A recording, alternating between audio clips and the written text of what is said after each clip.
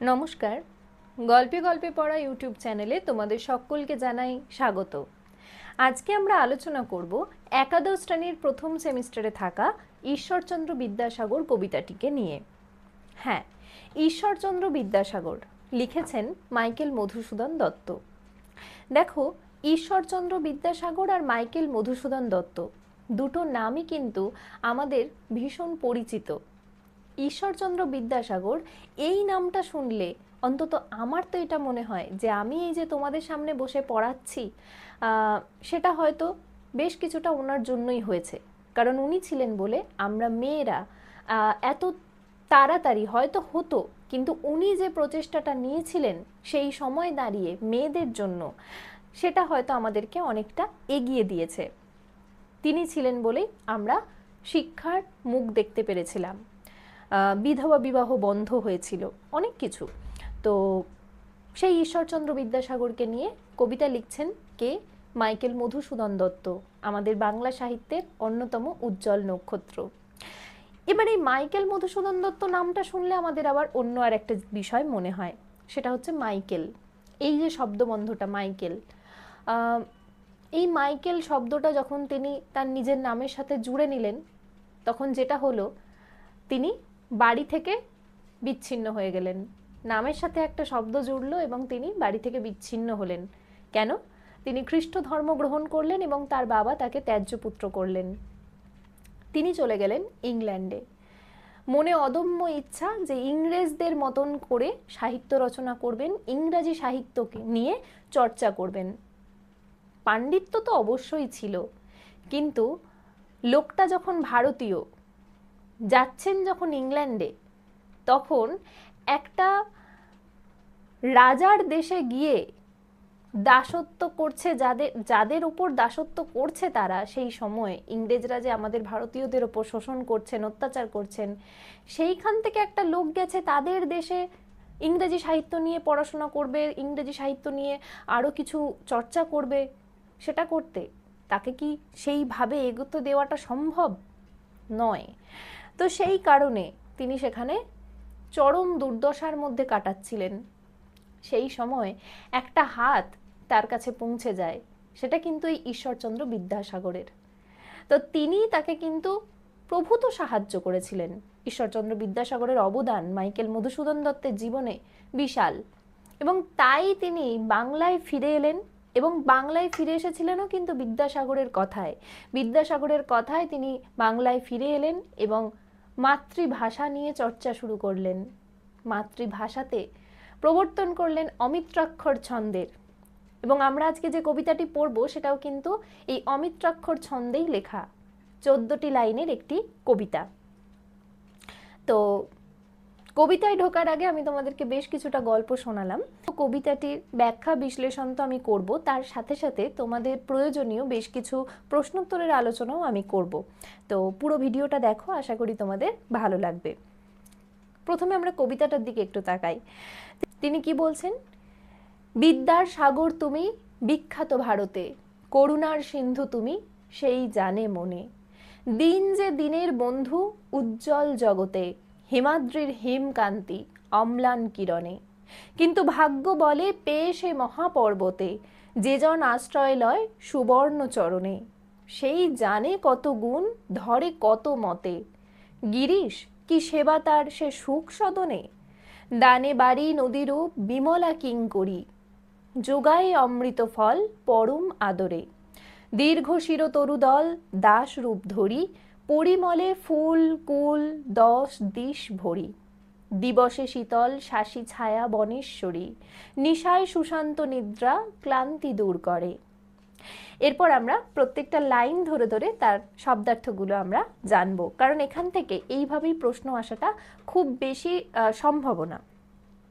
দেখো, বিদ্যার সাগর তুমি বিখ্যাত ভারতে। বিদ্যার সাগর তো আমরা জানি যে তার অগাধ পাণ্ডিত্য ছিল, বিদ্যাসাগরের অগাধ পাণ্ডিত্য ছিল, অগাধ জ্ঞান ছিল। তো সেই জন্য বিদ্যার সাগর তুমি বিখ্যাত ভারতে, মানে ভারতে তো তুমি বিদ্যার সাগর হিসাবে বিখ্যাত হয়েই গেছো।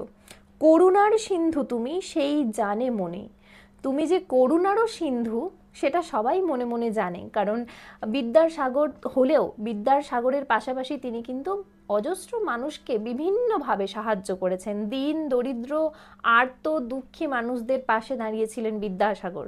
তো সেই জন্য তাকে বলছেন যে তুমি যে শুধু বিদ্যাসাগর তা নয়, তিনি করুণারও তুমি সিন্ধু। দিন যে দিনের বন্ধু উজ্জ্বল জগতে। দিন কথাটার কি অর্থ? দিন অর্থাৎ যিনি দরিদ্র, দরিদ্র, তাই তো? দিন যে দিনের বন্ধু, তুমি দরিদ্রদের যে পাশে দাঁড়িয়েছ, তাদের বন্ধু হয়ে উঠেছ। উজ্জ্বল জগতে হেমাদ্রির হেমকান্তি অম্লান কিরণে। হেমাদ্রি মানে কি? হিমাদ্রি অর্থাৎ হিমালয় পর্বতকে এখানে বোঝানো হচ্ছে। হিমাদ্রি মানে হিমালয় পর্বত, ঠিক আছে? হেমকান্তি অর্থাৎ সোনার মতন যে উজ্জ্বলতা, অম্লান কিরণে, কিরণ মানে তো সূর্যের রশ্মিটাকে বলা হয়। তো মানে হিমালয়ের উপর যে সোনার বরণ রূপটা ঝলসে পড়ে, এরকম যে একটা বিষয়। অর্থাৎ কি এখানে হিমাদ্রির হেমকান্তি বলতে বোঝানো হচ্ছে যে বিদ্যাসাগরের যে একটা জ্ঞান, তার যে পাণ্ডিত্য, সেটা যে সর্বত্র ছড়িয়ে পড়ছে, এটার কথাই বলা হচ্ছে।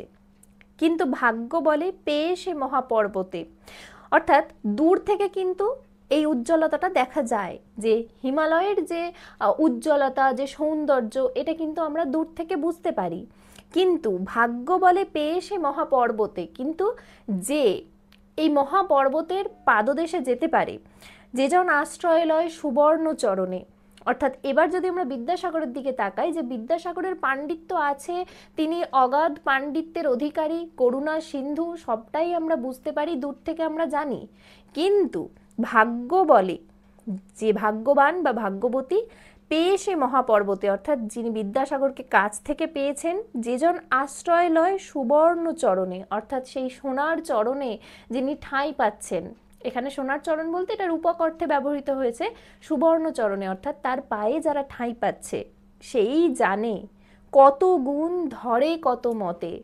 মানে তার যে কত গুণ তিনি যে ধারণ করে রয়েছেন, সেটা সেই বুঝতে পারে যে তার চরণতলে স্থান পেয়েছে। গিরিশ, গিরিশ মানেও কিন্তু এখানে ওই গিরি পর্বত, গিরি পর্বতের সাথেই এখানে বিদ্যাসাগরকে তুলনা করা হচ্ছে। কি সেবা তার সে সুখ সদনে।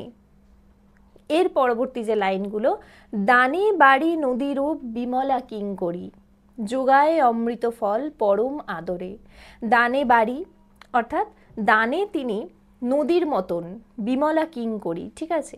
বিমলা অর্থাৎ দাসী, ঠিক আছে? কিঙ্করী অর্থে দাসী, এবং বিমলা মানে হচ্ছে যিনি স্বচ্ছ নির্মল, এই অর্থে ব্যবহৃত হচ্ছে। তো কিঙ্করী কথাটার অর্থ কিন্তু দাসী, ঠিক আছে? দাসী। দানে বাড়ি নদী রূপ বিমলা কিঙ্করী, যোগায় অমৃত ফল পরম আদরে। দীর্ঘ শির তরুদল দাস রূপ ধরি। দীর্ঘ শির মানে কি? উচ্চ মাথা, উচ্চ মাথাযুক্ত যে গাছ, উচ্চ মাথার যে গাছ, তারা যেভাবে চারিদিককে আচ্ছন্ন করে রাখে এবং পরিমলে ফুলকুল 10 দিশ ভরি, অর্থাৎ তারা যেমন ফল ফুল সব কিছু দিয়ে ভরিয়ে দেয়, সেই রকমই দিবসে শীতল শাসী ছায়া বনেশ্বরী, অর্থাৎ দিবসে ঠান্ডা শীতল ছায়া দান করে যে বনেশ্বরী, নিশায় সুশান্ত নিদ্রা ক্লান্তি দূর করে। এবং নিশা অর্থাৎ রাত্রিতে সুশান্ত নিদ্রা ক্লান্তি দূর করে, এবং রাত্রেও তার তলায় আশ্রয় নিলে শান্তির ঘুম হয়। তো সেখানে মানে ক্লান্তি দূর করে দেয়। তো এখানে বলা যেতে পারে বিদ্যাসাগরকে সেই বটবৃক্ষের সাথে তুলনা করা হচ্ছে, যারা যোগায় অমৃত ফল পরম আদরে, অর্থাৎ অমৃত ফলের যোগান দিচ্ছেন এবং যিনি সকলকে ছায়া দিয়ে ঘিরে রেখেছেন। দীর্ঘশির তরুদল দাস রূপ ধরি, দিবসে শীতল শাসী মানে সব সময়, দিনে রাতে সব সময় যেন তিনি আগলে রেখেছেন। অর্থাৎ বিদ্যাসাগরকে উদ্দেশ্য করে মাইকেল মধুসূদন দত্তের এই যে কবিতা, অসাধারণ, তিনি নিজে সেটা অনুভব করেছিলেন বলেই এই কবিতা লিখতে পেরেছিলেন। তো আশা করি তোমরা কবিতাটা বুঝতে পেরেছো, এবং কবিতার সঙ্গে যে শব্দার্থ বা তার যে লাইনগুলোর যে মানে, সেগুলো আশা করি বুঝতে পেরেছো। এবার আমরা বেশ কিছু সম্ভাব্য প্রশ্ন উত্তরে চলে যাব, যেখান থেকে তোমরা তোমাদের পরীক্ষা প্রস্তুতিকে আরও একটুখানি এগিয়ে নিয়ে যেতে পারবে। তো চলো আমরা বেশ কিছু প্রশ্নোত্তরে চলে যাই, এবং তার আগে তোমাদের বলবো যে তোমরা কিন্তু মাইকেল মধুসূদন দত্ত সম্পর্কে যে লেখাটা তোমাদের বইতে রয়েছে সেই অংশটা কিন্তু খুব ভালোভাবে পড়বে। আচ্ছা, বেশ কয়েকটি সম্ভাব্য প্রশ্নোত্তর তোমাদের জন্য রইল। দেখো, ঈশ্বরচন্দ্র বিদ্যাসাগর কবিতাটি কোন জাতীয় কবিতা? এটি একটি সনেট জাতীয় কবিতা। কবিতাটিতে কটি পংক্তি আছে? কবিতাটিতে 14টি পংক্তি আছে। বা এভাবে প্রশ্নটা আসতে পারে, সনেটে কটি পংক্তি থাকে? 14টি। সনেটের চরণ বিন্যাসের প্রথম 8টি লাইনকে কি বলা হয়? অষ্টক। এবং সনেটের চরণ বিন্যাসের শেষ লাইনগুলিকে কি বলা হয়? ষষ্ঠক। সনেটের জনককে? ইতালির কবি পেট্রার্ক। মধুসূদন বাংলায় কোন ছন্দ প্রবর্তন করেছিলেন? অমিত্রাক্ষর ছন্দ। মধুসূদনের লেখা বিখ্যাত কাব্যগ্রন্থটির কি নাম? মেঘনাদ বধ কাব্য। মধুসূদনের রচিত প্রহসন দুটির নাম লেখো। দুটি প্রহসন তিনি লিখেছিলেন, বুড়ো শালিকের ঘাড়েরও এবং একেই কি বলে সভ্যতা। এই দুটি প্রহসন তিনি রচনা করেছিলেন। এছাড়াও তিনি অজস্র নাটক রচনা করেছিলেন, তার মধ্যে শর্মিষ্ঠা, পদ্মাবতী এগুলো খুব উল্লেখযোগ্য। আচ্ছা, দিনের বন্ধুকে? দিন অর্থে বলেছি দরিদ্র, দরিদ্রের বন্ধুকে ঈশ্বরচন্দ্র বিদ্যাসাগর। হিমাদ্রি শব্দটির অর্থ কি? সুবর্ণকান্তি পর্বত। হিমাদ্রির হেমকান্তির সঙ্গে কার তুলনা করা হয়েছে? বিদ্যাসাগরের জ্ঞান হৃদয়ের দ্যুতিকে তুলনা করা হয়েছে এই হিমাদ্রির হেমকান্তির সঙ্গে। অম্লান শব্দটির অর্থ কি? অমলিন। কিরণ শব্দটির অর্থ কি? আলোক রশ্মি। আচ্ছা, কিঙ্করী শব্দের অর্থ কি? কিঙ্করী শব্দের অর্থ হলো দাসী। বাড়ি শব্দটির অর্থ কি? জল। তরুদল দিনে কি করে? শীতল ছায়া বিস্তার করে। বিমলা শব্দটির অর্থ কি? নির্মল বা পরিচ্ছন্ন। যোগায় অমৃত ফল, কে যোগায়? সুদীর্ঘ গাছেরা।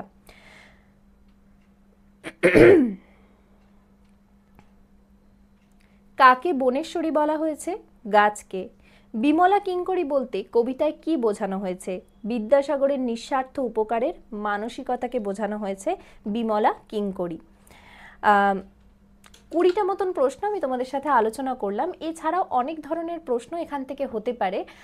তোমাদের কেমন লাগলো আজকের ভিডিওটা অবশ্যই আমাকে কমেন্ট করে জানাও। যদি এই ধরনের ভিডিও তোমরা চাও একাদশ শ্রেণীর ছাত্রছাত্রীরা, তাহলে অবশ্যই আমাকে সেটা কমেন্ট করে জানাও, তাহলে আমি সেই অনুযায়ী তোমাদের জন্য ভিডিও আনবো। কারণ তোমাদের হাতে আর মাত্র 1 মাস সময় আছে, এবং এই 1 মাসের মধ্যে তোমরা তোমাদের পরীক্ষা প্রস্তুতিকে যদি আরও একটু এগিয়ে নিয়ে যেতে চাও, তাহলে আমি তোমাদের সাথে অবশ্যই আছি।